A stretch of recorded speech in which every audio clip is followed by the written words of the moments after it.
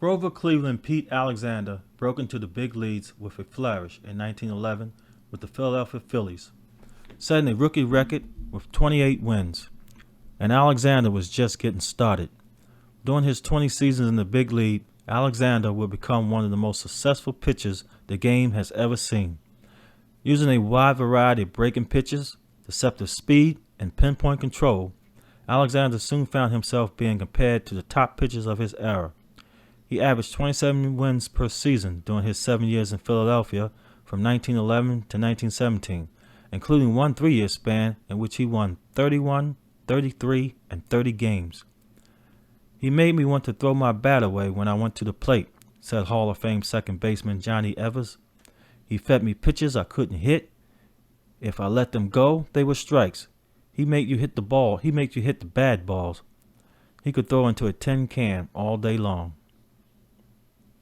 Alexander was traded to the Cubs in December 1917, but after only 3 appearances in 1918, Alexander was drafted into the Army and served as a sergeant in France during World War I.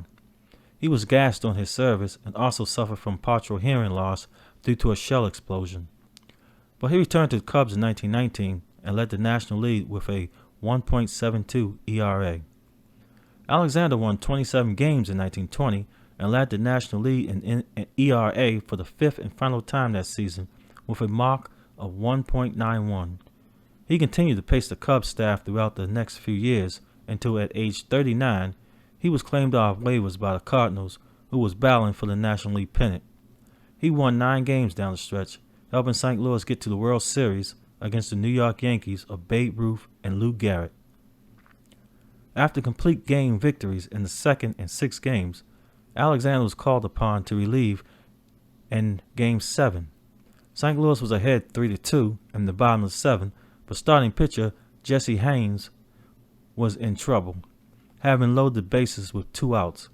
Called in for the bullpen only a day after his Game 6 triumph, Alexander would face rookie second baseman Tommy Lazzeri, who had knocked in 117 runs during that season. After nearly giving up a grand slam homer down the left field line on a ball that went foul at the last moment, Alexander would strike out Lazzeri and then retire the next 5 batters before walking Ruth with 2 outs in the 9th. With Bob Musial at the plate, Ruth was caught stealing second base, ending the World Series and creating a legendary moment for Alexander. Ruth would write years later, "Just to see old Pete out there on the mound with that cocky little undersized cap pulled down over one ear, chewing away at his tobacco and pitching baseballs as easy as pitching hay is enough to take the heart right out of a fellow." Alexander retired with a record of 373 wins, 208 losses, with 90 strikeouts and a 2.56 ERA. He was elected to the Hall of Fame in 1939.